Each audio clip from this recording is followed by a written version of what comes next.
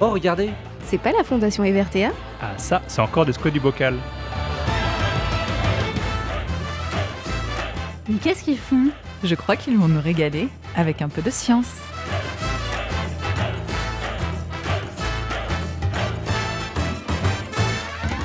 Bonjour à tous et merci de nous avoir rejoints pour cette nouvelle parenthèse scientifique. Et aujourd'hui, attention, coup de projecteur sur la pollution lumineuse. Et dans ce nouvel épisode de la parenthèse scientifique, nous sommes évidemment très heureux de vous retrouver en ce délicieux mois de mai. Et surtout pour parler de quelque chose d'assez spécial qui est la physique et la physique de la lumière. Alors aujourd'hui, on va parler évidemment de pollution lumineuse. On va parler de trame noire. Alors, qu'est-ce que c'est que cette fameuse trame noire?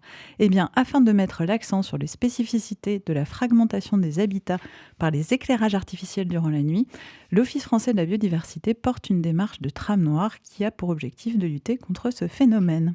Et comme nous ne sommes pas spécialistes, nous sommes extrêmement heureux aujourd'hui de recevoir l'astrophysicien Sébastien Vauclair, président fondateur du Dark Sky Lab, un laboratoire qui étudie la pollution lumineuse et développe des solutions innovantes pour réduire ses impacts.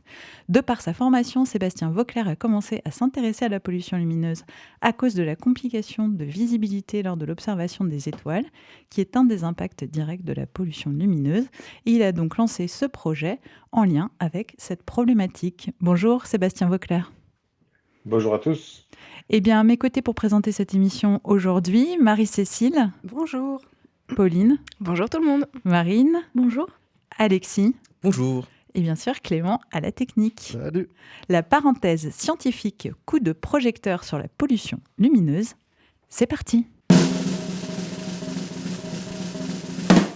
Le mot du jour. Aujourd'hui, le mot du jour est nyctémère. Alors, calmez-vous. Je ne suis pas en train de vous insulter et de vous suggérer de faire la chose avec votre maman ou vos mamans. On parle de nyctémère en un seul mot qui vient du grec ancien. Alors attention, je ne parle pas grec ancien. C'est nyctéméron, composé de nyctus, la nuit, et de héméra, le jour. Le nyctémère, ou rythme nyctéméral, est donc le nom scientifique donné à l'alternance d'un jour et d'une nuit sur une période fixe de 24 heures. Un mot compliqué pour dire une journée, quoi. Donc chez les êtres vivants, le rythme nyctéméral correspond au cycle veille-sommeil qui est influencé par l'intensité de la luminosité naturelle. Ainsi, certaines espèces dites diurnes sont actives le jour et au repos la nuit, comme nous, et d'autres dites nocturnes fonctionnent à l'inverse en étant actives la nuit et au repos le jour, comme les hérissons. Or, suivant la période de l'année, les durées du jour et de la nuit changent sur les 24 heures du nyctémère. Ces changements vont avoir un impact sur le rythme nyctéméral des espèces vivantes, rythme qui contrôle par exemple les périodes de reproduction des petits mammifères, les périodes de migration des oiseaux ou d'hibernation des ours, mais aussi la ponte des poules qui ont besoin de plus de 10 heures de luminosité pour pondre.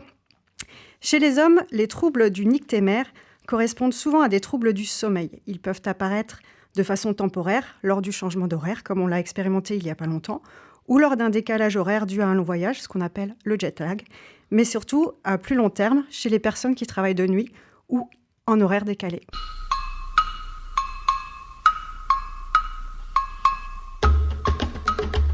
Vous reprendrez bien un peu de science?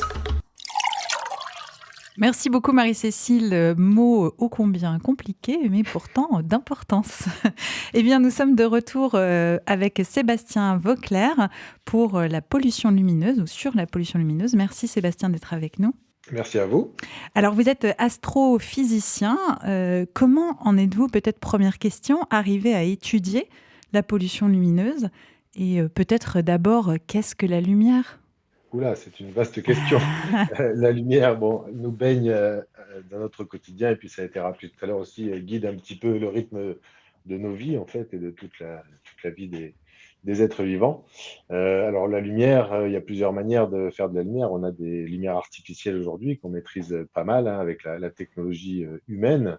Mais des sources de lumière naturelles, en fait, il n'y en a pas tant que ça en réalité. Hein. Il y a quelques rares phénomènes de type luminescence naturelle. Hein. On connaît des poissons, les vers luisants. Enfin, assez rares, en fait, sont les sources de lumière naturelle. La très grande majorité de la lumière nous vient, en fait, des étoiles.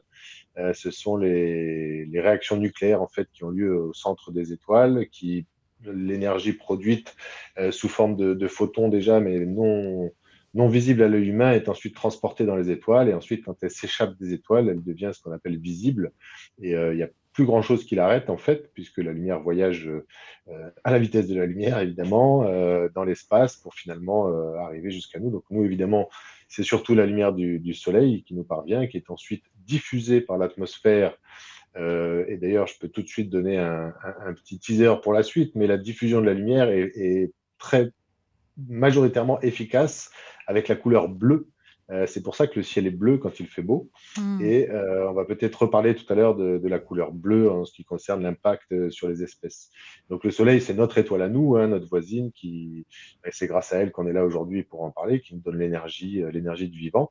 Mais il y a toutes les autres étoiles, évidemment, qui créent de la lumière. Ces étoiles se regroupent au sein d'amas d'étoiles, de galaxies, tout ce qui fait la magnificence du ciel étoilé, ce qui fait qu'on a envie de l'étudier, de l'observer.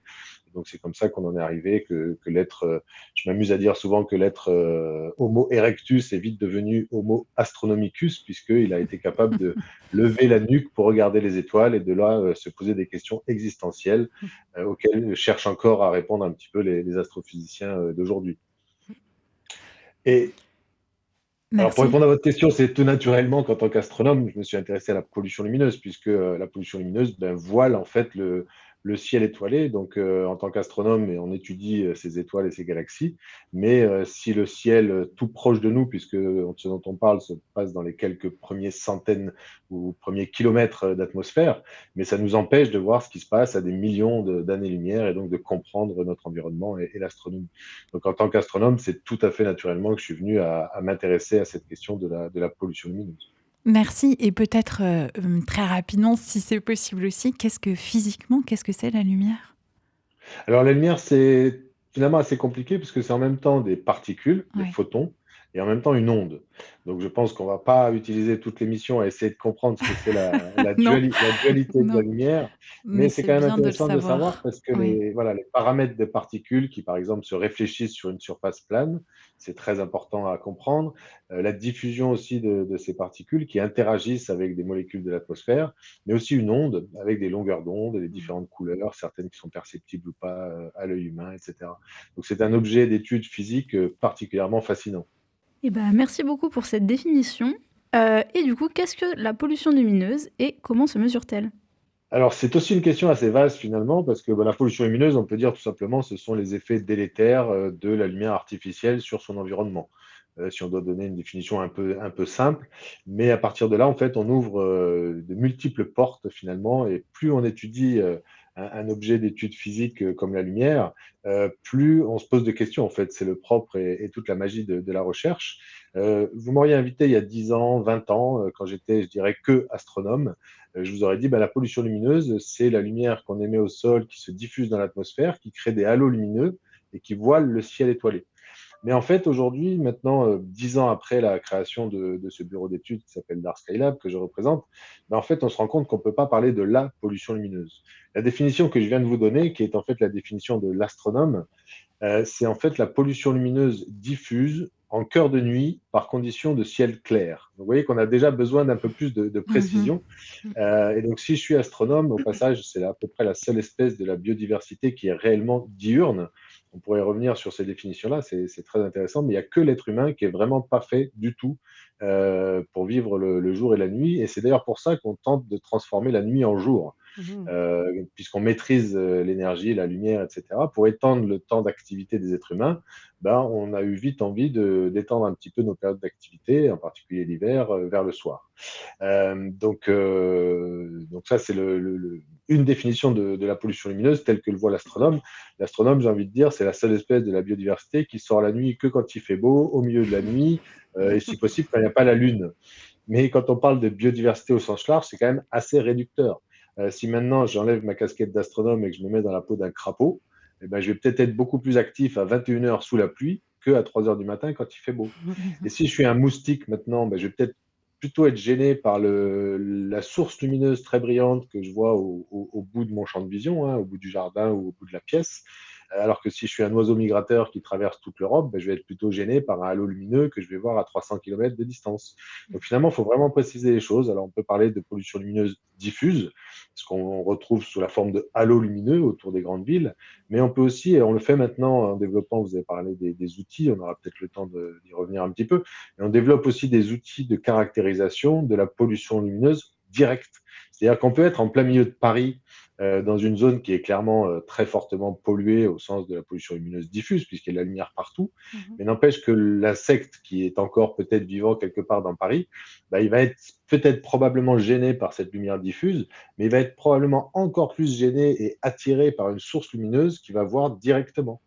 Voilà, donc toutes Ok. ces différentes pollutions lumineuses-là doivent être étudiées quand on s'intéresse à la biodiversité pour aller vers la notion de trame noire que vous avez évoquée en introduction. Et donc on a compris qu'il y avait plusieurs, sortes de pollution lumineuse ou en tout cas, il fallait bien définir selon la problématique et justement, historiquement, quand est-ce qu'on a pris conscience, de ce problème de pollution lumineuse? Depuis quand c'est devenu un problème, en fait? Alors, disons que ça a toujours été un problème, puisque rajouter des points lumineux artificiels la nuit, ben, comme son nom l'indique, ça n'a rien de naturel. Donc ça a toujours eu des impacts sur Mmh. l'environnement. C'est devenu un problème quand on a pris conscience que c'était un problème, donc Mmh. c'est un point de vue très humain. Et là encore, ben, on revient aux astronomes, en fait. Ce sont les astronomes professionnels aux États-Unis en particulier, on va dire dans les années 1950-1970, qu'on commençait à mettre un terme en fait sur cette problématique D'accord. puisque certains grands observatoires d'astronomie professionnelle ben, voyaient leurs activités mises en péril par le développement des grandes agglomérations et le déploiement à outrance de tous ces points lumineux, puisque à l'époque, peu après l'invention de l'électricité, on avait l'impression que l'électricité, ça coûtait rien, que c'était du progrès, donc on en rajoutait partout sans trop se poser de questions. Ce Mmh. qu'on retrouve d'ailleurs un peu aujourd'hui avec la technologie LED, en fait. Ouais. Puisqu'avec la technologie LED, on reviendra tout à l'heure, je pense, à discuter des solutions, on a tendance à nous présenter la technologie LED comme la solution miracle, parce qu'elle est très économe. Mais Ouais. tout n'est pas dans l'énergie et dans l'économie. C'est pas parce qu'on a un truc qui coûte pas cher qu'il faut en mettre partout. Ça peut avoir d'autres impacts. Oui, on reviendra dessus certainement tout Oui. à l'heure. Et donc, vous avez parlé de biodiversité, donc on comprend qu'en fonction des espèces, les effets des pollutions lumineuses vont être différentes. Mais est-ce que vous pourriez voilà, nous dire un petit peu quels sont les effets majeurs, quelles sont les espèces les plus impactées par exemple, et qu'est-ce que ça peut affecter surtout chez la biodiversité, notamment la reproduction, la mortalité? Oui, alors c'est une question assez complexe aussi, puisque la prise de conscience est Mm. extrêmement récente, encore plus que Mmh. pour la pollution lumineuse dont je parlais tout à l'heure. Alors, donner des dates, c'est toujours un peu difficile, mais bon, ça permet quand même de fixer un peu les choses. Je parlais de 1950-1970 pour la prise de conscience de la pollution lumineuse, je dirais, astronomique ou diffuse. La vraie prise de conscience pour moi de l'impact sur la biodiversité est beaucoup plus récente que ça, et je donnerai une date, même si elle vaut ce qu'elle vaut, de à peu près 2010. Ah oui, Vous c'est voyez que c'est récent. extrêmement récent. Mmh. Et donc, ça explique aussi que les études d'impact sérieusement menées, je veux dire par le CNRS ou par des institutions scientifiques, sont très récentes. Et en plus, quand on fait des études sur le vivant, ben, ça prend beaucoup de temps. Mmh. Donc, il n'y a pas énormément encore de résultats, mais le peu de recherches qui sont faites sont en général avec des conclusions assez claires. Et en gros, tout ce qui vit sur Terre est dépendant de la lumière et donc impacté Mm. par la pollution lumineuse. Donc, on a des cas plus ou moins clairs ou plus ou moins, on va dire, facile à communiquer. Je pense par exemple à une étude pas très ancienne sur les poissons clowns, par exemple, parce qu'on parle beaucoup des oiseaux, des chauves-souris, évidemment. C'est les espèces les plus étudiées, en tout cas. Ça ne veut pas dire que c'est celles qui subissent le plus, mais c'est les espèces les plus étudiées parce qu'emblématiques de la nuit. Mais il y a une étude australienne, par exemple, qui a montré de manière très claire que des poissons clowns soumis donc à de la pollution lumineuse en laboratoire, donc évidemment avec une population de poissons clowns test soumise au cycle journalier classique et d'autres soumises à de la pollution lumineuse. Tout se passe très bien, papa et maman se rencontrent, ils vivent dans leur anémone comme dans Nemo, tout va bien, sauf que les œufs qui sont pondus de chaque côté, du côté où il y a de la pollution lumineuse, les œufs n'éclosent jamais. Donc l'éclosion des œufs des poissons clowns est dépendante du cycle lumineux. On est en train d'étudier en ce moment où je vous parle l'impact de la pollution lumineuse sur les huîtres du bassin d'Arcachon. Donc vous voyez que c'est pas forcément les Cher à espèces qui notre paraissent. président. Voilà. Donc je sais que c'est un enjeu majeur pour la région, mais c'est pas forcément l'espèce qui saute aux yeux, enfin, ou à l'esprit quand on veut étudier la pollution lumineuse. Il y a une étude récente aussi qui a montré l'impact de la pollution lumineuse sur les vers de terre. Donc je donne ces exemples-là à dessein parce que c'est clairement pas ceux qu'on aurait identifiés au départ, mais les vers de terre sont, on le sait, un des éléments majeurs de la biomasse pour la chaîne alimentaire, la fertilisation des sols, fertilité des etc. sols. Ouais. On peut penser aussi à un autre exemple, à mon avis, particulièrement fondamental, c'est les insectes et les papillons de nuit pollinisateurs. On parle tout le temps des abeilles, c'est un vrai gros sujet, mais on oublie de dire qu'une grosse partie de la pollinisation se passe la nuit avec les insectes et les papillons de nuit pollinisateurs. Voilà, après, il y a beaucoup d'espèces d'oiseaux. Alors, des fois, il y a des choses un peu marquantes, comme des milliers d'oiseaux morts qu'on retrouve au pied des spots qui ont été installés après les tours jumelles de New York, par exemple, hein, puisque les oiseaux sont captés par ces faisceaux lumineux et ils tournent jusqu'à épuisement, jusqu'à s'écrouler d'épuisement. Donc, des exemples, en fait, on commence à en avoir beaucoup. Et je dois dire aussi que les équipes françaises, en fait, de recherche sont vraiment à la pointe là-dessus, sur la pollution lumineuse en général. Je sais qu'on va reparler après aussi du sujet de l'extinction de l'éclairage en cœur de nuit. On va pouvoir parler des réserves de ciel étoilé ou des choses comme ça. Ouais. Il faut savoir que la France est vraiment un fer de lance de ce sujet d'études. Voilà. Donc, il y a plusieurs équipes de recherche qui travaillent là-dessus. Merci beaucoup. Donc, on a vu que la pollution lumineuse a des effets sur les organismes, mais qu'en est-il de l'homme? Est-ce que chez l'homme aussi on observe donc des stress physiologiques à cause de la pollution lumineuse? Absolument.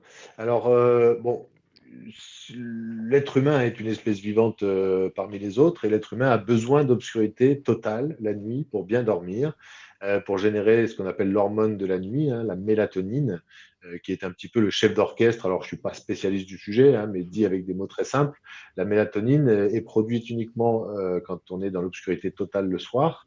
Et c'est un peu le chef d'orchestre de tout ce qui fait que notre corps humain génère la nuit pour être revigoré le lendemain et pouvoir lutter contre les agressions du quotidien. Alors, il y a quelques études scientifiques qui font le lien entre pollution lumineuse et développement de maladies bien connues aujourd'hui, que je ne citerai même pas parce que je considère que les résultats scientifiques sont un peu légers encore. Mais il y a des études là-dessus hein, qui montrent le lien donc, entre certaines pathologies et la pollution lumineuse.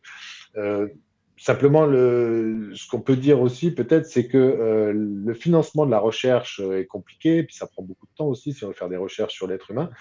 Par contre, bizarrement, il y a eu beaucoup plus de moyens pour l'étude en fait, de la perturbation du rythme circadien par l'utilisation des smartphones et des tablettes.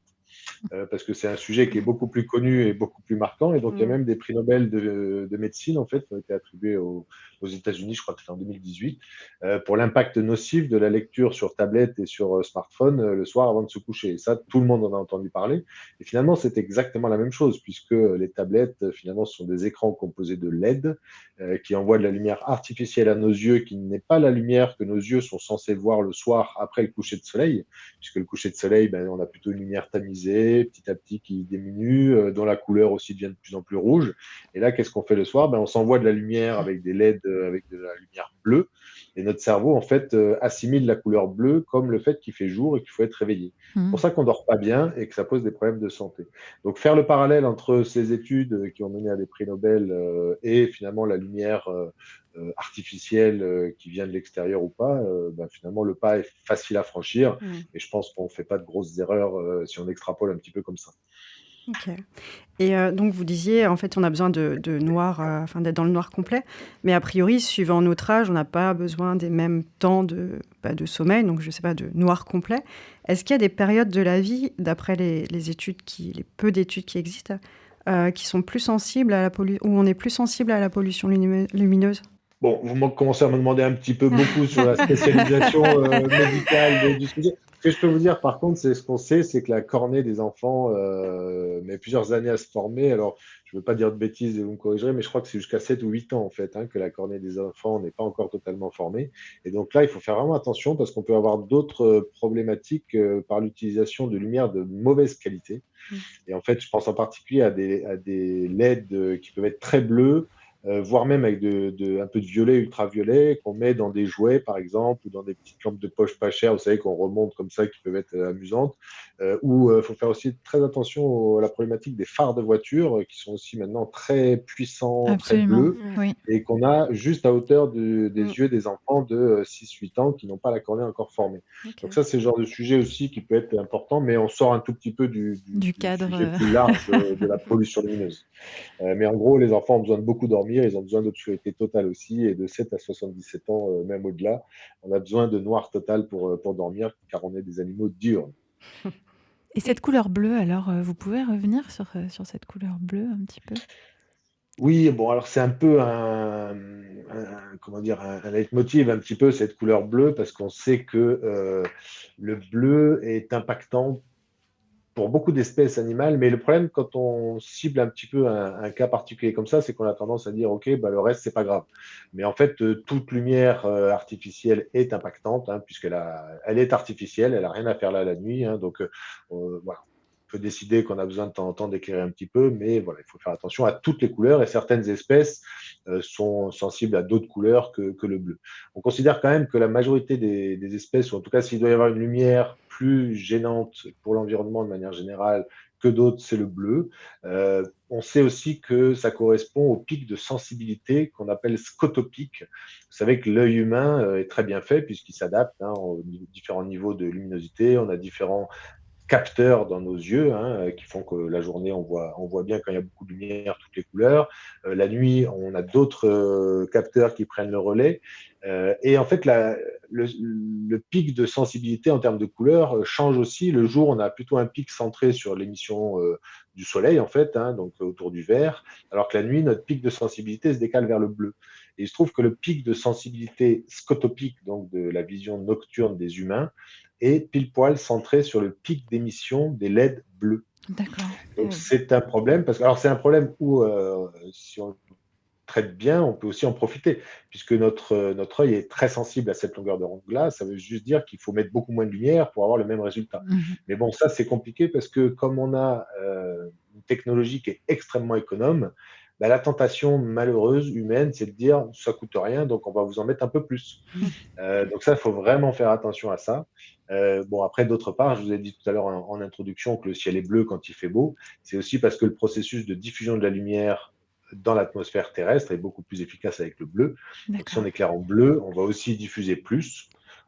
D'un côté, la lumière va être aussi plus absorbée. Enfin bon, voilà. C'est une problématique à prendre en compte pour bien comprendre la question de la lumière, mais il ne faut pas rester centré uniquement sur cette problématique du bleu, puisque même si on éclairait tout en vert ou en rouge, on aurait quand même des soucis.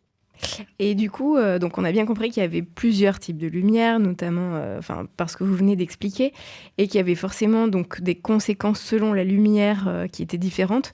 Est-ce qu'il y a aussi, ces effets sont dépendants de l'intensité de la pollution lumineuse, par exemple? Est-ce que, par exemple, ou est-ce que c'est juste une question de présence et absence de cette pollution lumineuse? Oh, bah, je dirais qu'il y a les deux, hein. C'est-à-dire que le fait même de mettre un peu de lumière va avoir un impact. Ouais. Après, évidemment, si cette lumière est très intense, on va avoir en plus ce phénomène de diffusion qui va être à très grande distance. Donc, disons que l'impact va être décuplé par l'intensité lumineuse. Mais on donne souvent comme exemple, parce que nous, on travaille beaucoup, évidemment, avec des collectivités, sur des parcs d'éclairage public à grande échelle, etc. Mais une des problématiques auxquelles on s'attaque pas encore, parce qu'après le public, il faut s'attaquer aux privés, industriels, commerciaux, etc. Et puis ensuite, il y a aussi la question des particuliers. Et on a aujourd'hui un déploiement massif des petites loupiottes solaires, vous savez, on achète ça à 3 euros, on plante ça dans son jardin, et puis c'est écolo puisqu'il y a un panneau solaire. Donc vous voyez, c'est magnifique, ça coûte rien, c'est en plastique et c'est écolo. Bon, ça sert pas à grand-chose non plus, mais il faut savoir que ça peut avoir un gros impact parce que on multiplie ça par des millions de toutes petites sources lumineuses Alors c'est clair que c'est pas ça qui va former un halo lumineux qui va gêner les grues cendrées qui traversent toute l'Europe pour migrer. Mais à petite échelle, à l'échelle de la microfaune des jardins, ça a un fort impact. Il ne faut pas s'étonner qu'on ne voit plus de lucioles dans nos jardins si on démultiplie tous les petits points lumineux comme ça. Donc toute lumière extérieure artificielle la nuit a un impact. Après, plus elle est intense, évidemment, plus ça se diffuse, plus ça rajoute en fait des effets. D'accord, merci beaucoup. Merci à vous, Sébastien Vauclair. On passe à la petite pause musicale. C'est votre chanson, Sébastien Vauclair, Bob Marley et Lauryn Hill, Turn Your Lights Down Low. Pourquoi ce choix ? Bon, c'est avant tout par rapport au titre, hein. Je trouve ça toujours rigolo. Voilà, Turn Your Light Down Low, ça veut dire que il y a peut-être beaucoup de lumière le soir et qu'on peut les réduire un petit peu pour pouvoir apprécier la vie quand même à deux ou à plusieurs. Mais voilà. Donc un peu de fraîcheur, voilà, dans un monde qui est quand même un peu compliqué en ce moment. Donc voilà. On se retrouve après alors. Eh bien, c'est parti, on l'écoute ensemble.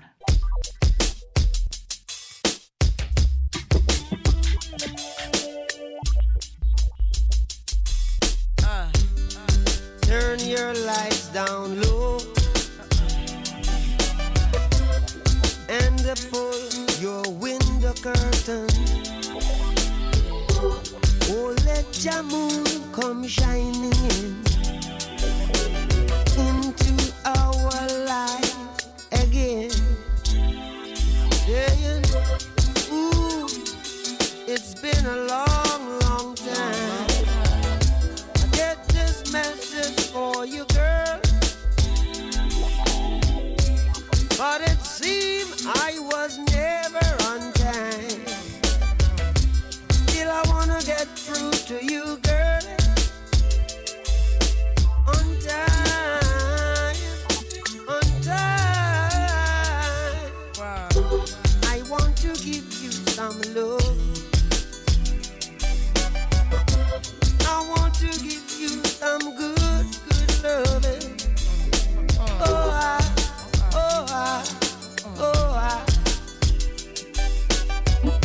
yeah, I want to give you some good, good loving. Turn your lights down low. Never, never try to resist. Oh no.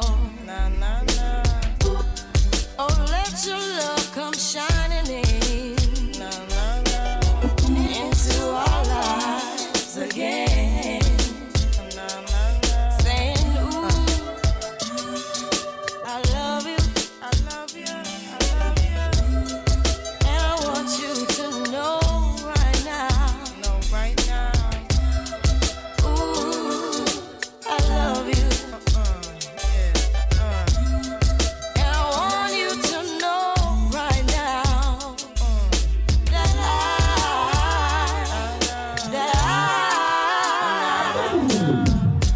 I wanna give you some love. I wanna give you some good, good loving.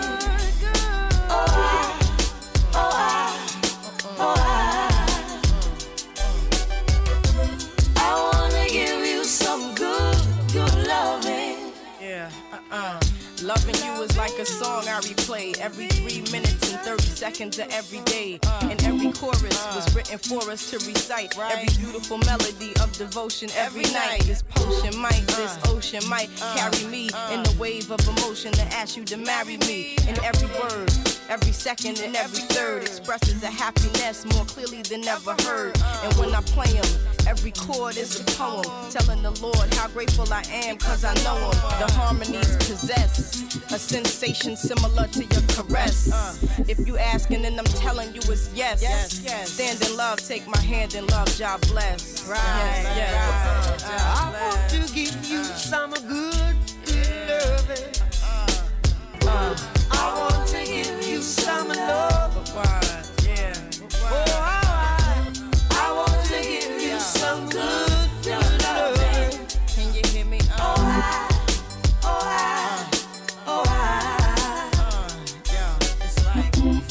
want to give you some good, good loving. It's like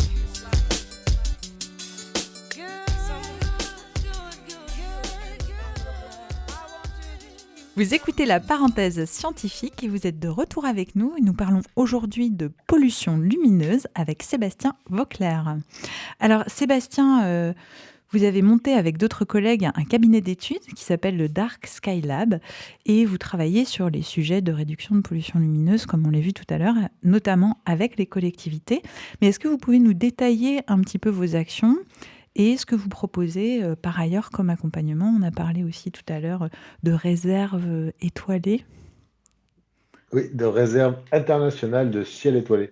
Alors, c'est un petit peu l'origine justement de Dark Sky Lab, donc je peux commencer par ça. En fait, les réserves internationales de ciel étoilé, c'est un label qui est délivré à certaines collectivités par une association internationale qui s'appelle l'International Dark Sky Association. Et donc, nous avons lancé en fait un projet de labellisation d'un territoire autour du pic du Midi de Bigorre, ici dans les Pyrénées, puisque je vous parle moi de l'Occitanie, de la région toulousaine. Donc, c'est un lieu que je connais bien et qu'on a eu envie de préserver comme ça. Et donc, on a lancé ce projet à la veille de l'année mondiale de l'astronomie en 2009. Voilà. Et donc, on a obtenu, au bout de 5 années à peu près de travail, ce label de réserve internationale de ciel étoilé, la première en Europe. Et en fait, au cours de ce projet, hein, on avait à cette époque-là créé une association, hein, on était bénévoles et c'était vraiment par pure passion qu'on travaillait sur ce sujet, ce qui est encore le cas aujourd'hui. On a vite été approchés en fait par des collectivités qui nous ont en gros fait comprendre qu'elles seraient intéressées à travailler avec nous, mais que pour travailler avec des collectivités, eh ben, ça se passait par des marchés publics, appels d'offres, etc. Et que c'est pas une association avec 3 bénévoles qui peuvent prétendre répondre à des marchés publics pour des collectivités. Donc voilà, ça a fait planter, on va dire, une petite graine dans mon esprit qui a petit à petit germé. Et une fois qu'on a obtenu ce fameux label de réserve de ciel étoilé, j'ai déposé donc les statuts d'une société qui s'appelle Dark Sky Lab pour répondre à des problématiques que les collectivités pouvaient nous poser. Mhm. Et donc, comme vous l'avez dit, on accompagne les collectivités, je pense que c'est le meilleur terme, en leur proposant en fait différents outils pour caractériser, mesurer, analyser la pollution lumineuse et beaucoup pour sensibiliser aussi. Puisqu'il y a quand même un gros sujet, c'est finalement on peut résumer par la peur du noir, la peur du loup, le fait que oulala, si la nuit il fait noir, on va tous se faire dévorer, cambrioler, agresser Ouais. ou que sais-je. Donc ça c'est un vrai sujet. Le vrai sujet étant le sentiment d'insécurité beaucoup plus que la sécurité elle-même, en fait, il y a la lumière. Mais voilà, donc pour accompagner ces collectivités, pour faire un peu simple, en fait, on a 4 grands axes de développement ou de travail. Le premier, c'est tout ce qui est formation, sensibilisation, vulgarisation, tous les trucs en ion qu'on peut imaginer pour faire comprendre un petit peu la problématique aux gens. Et ensuite, on est quand même un bureau d'études composé uniquement de scientifiques, donc on fait de la R&D, hein, en gros, sur 3 axes principaux. L'un, c'est le travail sur la donnée en général, puisque on a beaucoup de données à traiter, que ce soit d'ailleurs de la donnée qui vient d'images satellites ou de la donnée technique qui vient des gestionnaires des parcs d'éclairage public. Hein. Il faut savoir qu'en France, on a à peu près 11 ou 12 millions de points lumineux. Donc, chaque point lumineux est connu par sa position GPS, par le type de source lumineuse. Justement, est-ce que c'est de la LED avec du bleu ou pas? Est-ce que c'est un poteau qui fait 4 mètres de haut ou 10 mètres de haut? Est-ce qu'il éclaire vers le haut, vers le bas, etc. Donc, tout ça, ce sont des données que l'on travaille beaucoup très régulièrement. Ensuite, il y a tout le travail sur la mesure, en fait, la métrologie. Donc, on a des instruments pour mesurer la pollution lumineuse, qu'elle soit d'ailleurs locale, directe ou diffuse avec ces halos lumineux. Donc, on a des instruments de mesure comme ça pour mesurer on appelle ça la luminance zénitale. C'est un terme un peu technique, mais en gros, c'est à quel point le ciel est brillant, en fait. Ce qu'on peut dire avec des mots de tous les jours, combien je peux compter d'étoiles en fonction de la pollution lumineuse. Mais donc, ça si veut je dire suis au milieu- que, pardon, je vous interromps, mais ça veut dire que vous avez un seuil? Par exemple, vous dites là ça va et là c'est de On la a pollution? en fait, on a. Alors, le seuil, oui, on peut tout à fait le définir, mais on a surtout une échelle physique de mesure de la pollution lumineuse. D'accord. Et ensuite, on a défini des seuils Par exemple, parce que l'Office français de la biodiversité nous l'a demandé pour définir un indicateur national de pollution lumineuse. Mhm. Mais ça, si vous voulez, c'est purement, c'est un seuil défini, voilà, comme ça, de manière consensuelle. Vous voyez, c'est pas un seuil physique en fait. Oui, oui, tout à C'est-à-dire fait. que, comme on l'a dit tout à l'heure, n'importe quel niveau de lumière artificielle a un impact. Après, pour donner un chiffre, pour créer ce qu'on appelle un indicateur, en fait, on est bien obligé de mettre une convention. On va dire à partir de là, c'est pas bon, et en dessous, c'est bon. Alors qu'en fait, le seuil, voilà, il est purement conventionnel. Et le dernier aspect de notre travail de recherche et développement, c'est dans la création d'outils numériques pour générer des cartes de pollution lumineuse, en fait. C'est-à-dire qu'on a des informations sur la lumière, qu'elles nous viennent de n'importe quel type de données, d'ailleurs, que ce soit la donnée des points lumineux ou des images satellites ou des images aériennes, d'ailleurs, nocturnes. Donc, on connaît la source de lumière. On connaît le processus physique que l'on appelle la diffusion, c'est-à-dire comment les photons de lumière interagissent avec les molécules de l'atmosphère pour former le halo lumineux. Et on met tout ça dans un logiciel et puis on peut faire comme ça des cartes de pollution lumineuse. Donc ça, c'est un outil qui est vraiment prisé des collectivités, puisque ça nous permet aussi de faire de l'évolution. Par exemple, quand on a des réserves de ciel étoilé où les gens éteignent la lumière, par exemple, à une certaine heure, ben on voit le avant-après. Ou si on travaille pour des collectivités qui font des travaux de rénovation, on peut aussi simuler le avant-après pour montrer à la collectivité comment on va gagner avec tel type de scénario de travaux, par exemple. De plus en plus de communes éteignent l'éclairage public pendant la nuit. Est-ce que cela contribue efficacement à réduire la pollution lumineuse? Alors, je dirais oui et non. Vous allez me dire pourquoi? Oui, parce que toute lumière artificielle la nuit crée de la pollution lumineuse et donc a des impacts sur l'environnement, ça je l'ai déjà dit. Donc si on enlève la lumière la nuit, eh bien, on va enlever cette pollution lumineuse à ce moment-là. C'est très bien. Vous m'auriez encore une fois invité il y a 10 ans, je vous aurais dit c'est très bien, on en reste là. Sauf qu'en fait, depuis, les choses ont beaucoup évolué. Il faut savoir qu'en France aujourd'hui, et encore je vous parle de l'année dernière ou il y a 2 ans, on considère qu'un tiers des communes françaises éteignent totalement leur éclairage public en cœur de nuit. Et entre 2022 et 2023, il ne vous a pas échappé qu'il y a d'autres incitations qui ne sont pas liées à la sensibilisation sur la pollution lumineuse, mais plus à des problèmes énergétiques et de géopolitique, hein, qui fait qu'on a des gros problèmes d'énergie. Donc entre 2022 et 2023, on a encore énormément de communes qui se sont mis à éteindre la lumière la nuit. Donc c'est très bien, Oui. mais C'est pas c'est très assez. bien du point de vue de l'astronome, parce que l'astronome, il sort encore une fois à minuit quand il n'y a pas la lune, quand il fait beau, la lumière est éteinte, il voit les étoiles, il est content. Mais la plupart des espèces de la biodiversité, en fait, sont actives à ce qu'on appelle l'extrémité de la nuit, c'est-à-dire à l'aube et au crépuscule. D'accord. Donc en réalité, le problème de l'extinction nocturne, c'est que c'est une solution de facilité. Et on a aujourd'hui beaucoup trop d'élus qui éteignent un peu. Alors ça leur fait faire des économies d'énergie, ce qui est quand même leur premier objectif aussi à eux. Et ils disent, ça y est, on a fait le boulot pour la pollution lumineuse et pour la biodiversité. Sauf qu'en fait, pas du tout, puisqu'on peut très bien éteindre la lumière la nuit et générer plus de pollution lumineuse au début de la nuit, à l'aube et au crépuscule, justement avec les nouvelles technologies, etc. Donc on peut très bien, et on a aujourd'hui des collectivités qui éteignent la lumière la nuit, qui disent qu'elles ont une action vertueuse pour l'environnement, etc. Et en parallèle, qui mettent de la LED partout en début de nuit. Et finalement, le bilan, il est négatif pour l'impact sur la biodiversité.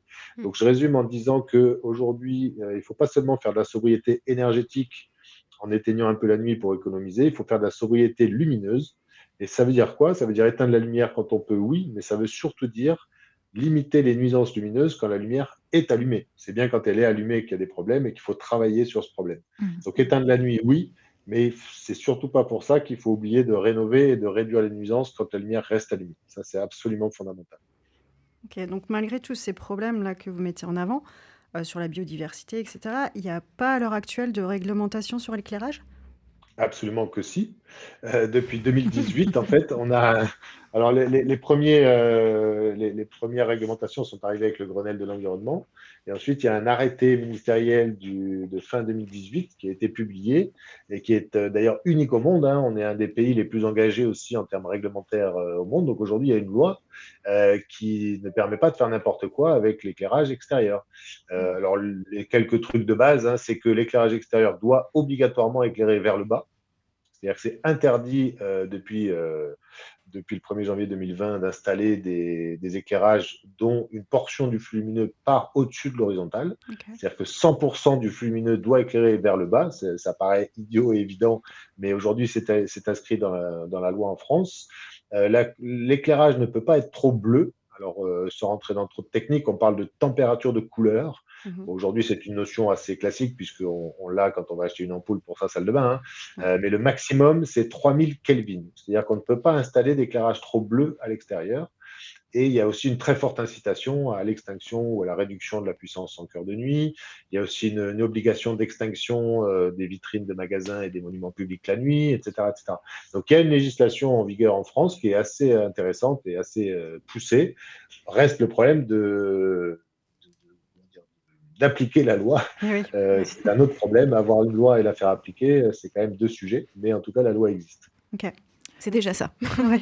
Oui, tout à fait. Je pourrais revenir peut-être simplement sur la question peut-être du blocage psychologique ou sociologique dont vous avez parlé un petit peu tout à l'heure sur les problèmes de sécurité liés au fait de ne plus avoir d'éclairage la nuit.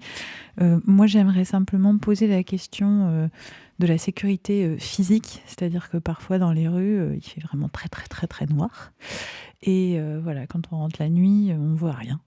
Donc un fossé, un trottoir. Donc comment sont adressés ces sujets-là, par exemple, dans vos communications et puis au niveau des collectivités avec lesquelles vous travaillez?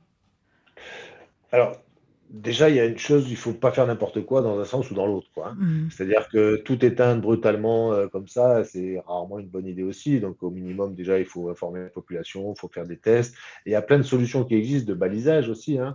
Des petits balisages passifs, par exemple, ou des D'accord. toutes petites loupiottes qui ne sont pas impactantes. Il y a Super. plein de solutions.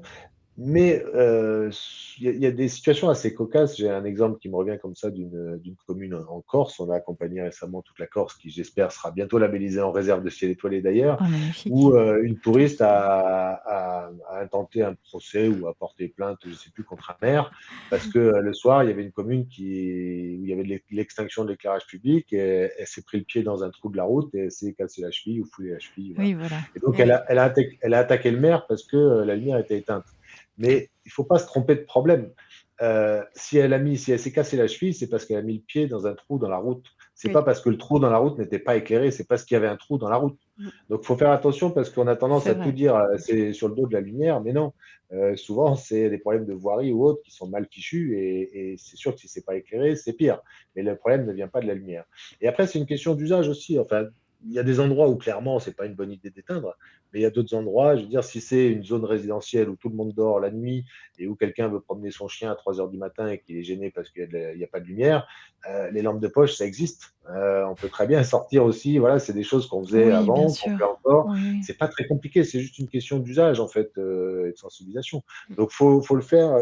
Il ne faut pas oublier les usages de l'humain. C'est-à-dire quand on dit qu'on veut faire une trame noire, il y a l'aspect théorique des choses. C'est bon, il y a de la pollution lumineuse, il y a des bébêtes qui voudraient passer par là, il faudrait éteindre pour restaurer des corridors. Mais bon, il y a aussi des endroits où il y a des humains avec des usages. Et donc, il faut bien étudier tout ça, savoir où est-ce que la lumière est vraiment nécessaire, où est-ce qu'on considère que c'est important de la garder, est-ce qu'on peut la diminuer au maximum. Vous voyez, on peut avoir des petits cheminements lumineux ou des petits balisages qui n'éclairent pas vraiment, mais qui rassurent l'humain, par exemple. Donc des solutions, il y en a. C'est juste qu'il ne faut pas aller trop vite dans un sens comme dans l'autre. D'accord. Et puis surtout en discuter. Et puis voilà, on trouve ensemble aussi des solutions. Alors, Écoutez. systématiquement concerté. Ouais. Oui, bien sûr. Ouais, Monsieur Vauclair, en tout cas, merci beaucoup. On est vraiment désolé parce qu'on avait tout un tas d'autres questions à vous poser, mais avec Je vous, me le doute. temps est passé extrêmement rapidement. Tellement On de va- choses à dire sur ce sujet. Ah oui, tout Ouais. à fait. Et puis merci beaucoup en tout cas pour votre intervention. Et puis on passe à la pause musicale, la deuxième que vous avez choisie, Ray Charles, Nighttime is the right time.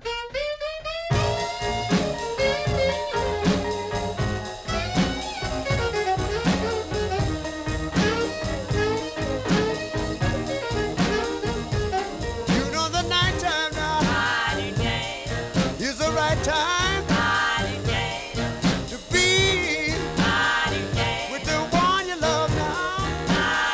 Say now, oh baby, say now, come on baby now. I wanna be the one I love now. You the one thinking of. I know the nighttime.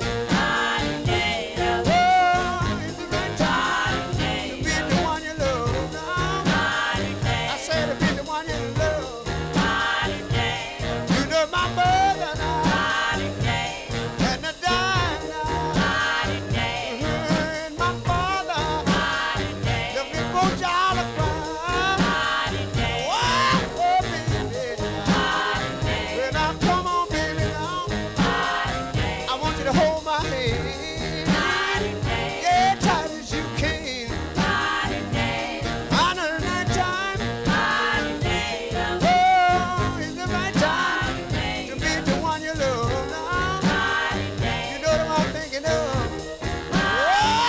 somebody. Mighty day, baby. Mighty day, baby. Mighty day, oh baby. Mighty day, you know I love you. Mighty day, you wanna find you. Mighty day, hold me tight. Mighty day, I got everything alright. Mighty day, because of that time. Mighty day, oh the right time. Mighty day, to be with the one you love now. Mighty day, oh yeah. Mighty day, teach me. Mighty day, treat me. Mighty day, teach me. Mighty day, why don't leave me? Mighty day, oh baby. Mighty day, take my hand. Mighty day, I don't need. Mighty day, no other man. Mighty day, because of that time. Mighty day, oh the right time. Mighty day, to be with the one you love now. Mighty day, oh yeah. Mighty day, I said baby. Mighty day, baby. Mighty day, baby. Mighty day, oh baby now. Oh come on baby. You know I want you by my side. I want you to keep. Oh keep me satisfied. I know at night time. Every day is the right time. Yeah, to be the one you love now. Well, if you know that,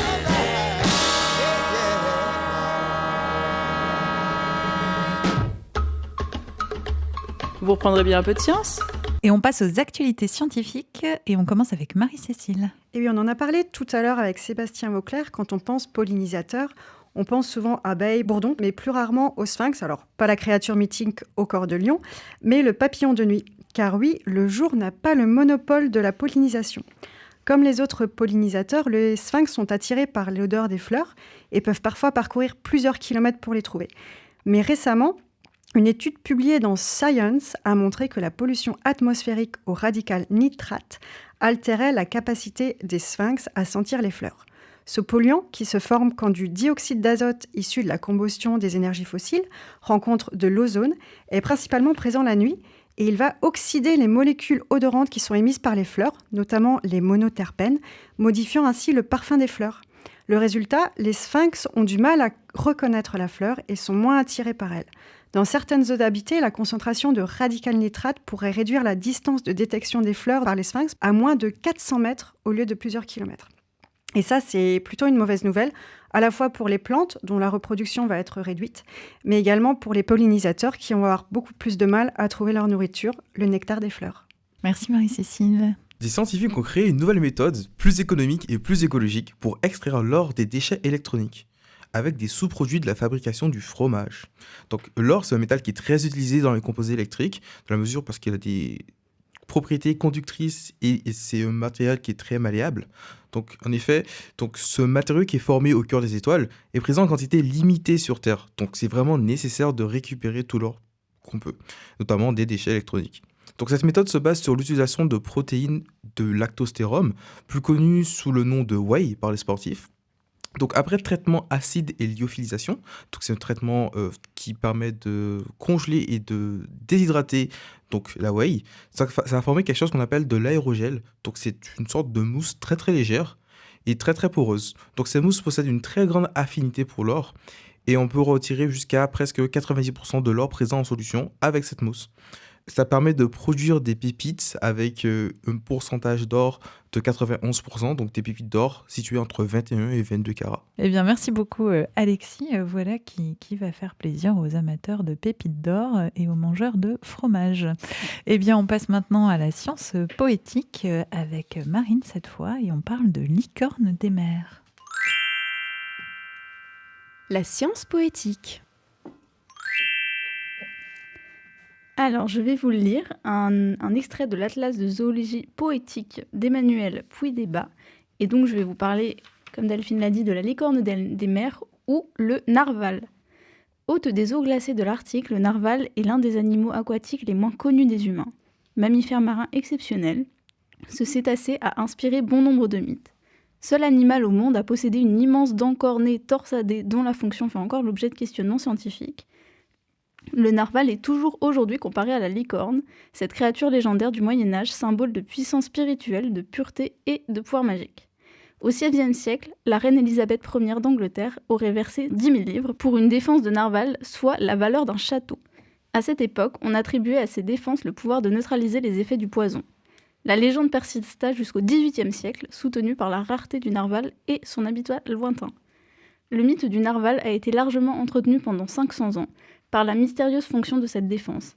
Cette dernière a tour à tour été considérée comme un harpon pour chasser, un amplificateur acoustique, un régulateur thermique, un gouvernail, une arme contre les autres mâles ou les prédateurs, un outil pour creuser ou perforer la glace et respirer, un caractère sexuel secondaire pour attirer les femelles et établir la hiérarchie sociale entre les mâles, un symbole doté de pouvoirs magiques pour les Inuits, etc. Ce dont nous sommes certains aujourd'hui, c'est que cette défense est issue d'une canine poussant en torsade au travers de la lèvre supérieure, et qu'elle peut mesurer jusqu'à 3 mètres de long chez les mâles, contre 33 cm maximum chez les femelles, quand l'animal lui-même mesure 4 à 5 mètres. Une étude récente montre que cette dent renferme une dizaine de millions de terminaisons nerveuses qui font le lien entre le cœur de la dent et l'océan en passant par le cerveau. Cette défense est ainsi un capteur hydrodynamique capable de détecter les gradients de salinité, de température et de pression de l'eau. Vous reprendrez bien un peu de science ? Incroyable, et donc voilà donc le secret du narval percé. Eh bien, merci beaucoup Marine, et on passe aux actualités de la Fondation. Et tout de suite, donc, les actualités avec, pour commencer, la prochaine conférence grand public qui aura lieu à la fin du mois, le 29 mai, toujours à la médiathèque La Tour Maubourg, est gratuit pour tous. Il faut juste vous inscrire. Et donc la thématique, nous retrouvons Maxime Cailleret qui viendra nous parler des arbres face à la sécheresse et de l'impact que cela peut avoir sur la gestion de nos forêts. Au mois de mai, donc le 15 mai à 18h au Cause Toujours, nous organisons un événement Pint of Science. Le thème, c'est de la pinte à la rivière, où 2 chercheuses nous feront découvrir ce que peut devenir votre bière une fois digérée et relâchée dans l'environnement. Donc c'est 2 €. Les billets peuvent être achetés sur le site officiel de Pint of Science, dont vous trouverez le lien sur le site de la Fondation. Et les congrès scientifiques auxquels nous allons assister ce mois ? Oui, alors il y en a plusieurs. Le mois de mai est riche. On commence avec le congrès du GFP que nous co-organisons. Donc ce sera du 22 au 24 mai à Lyon. Il y aura également en même temps Ecobim, du 22 au 24 mai également à Banyuls cette fois-ci. Et enfin, on enchaîne avec le Primo à Nantes, du 26 au 29 mai. Eh bien, merci beaucoup à vous. Merci à tous. Nous arrivons à la fin de cette émission, la parenthèse scientifique, coup de projecteur sur la pollution lumineuse. C'était un vrai plaisir d'être à nouveau avec vous aujourd'hui. Un vrai plaisir d'être avec tous ces animateurs et animatrices. Plaisir partagé. Et on vous retrouve le mois prochain pour la dernière émission de l'année, Sniff Nouf. Et on remercie évidemment Radio BLV pour son accueil. Et puis Clément aussi. Bonne journée à tous. Au revoir. Au revoir. Au revoir. Au revoir. Au revoir, à bientôt. Oh, regardez! C'est pas la Fondation Evertea ? Ah ça, c'est encore des squats du bocal. Mais qu'est-ce qu'ils font ? Je crois qu'ils vont nous régaler avec un peu de science.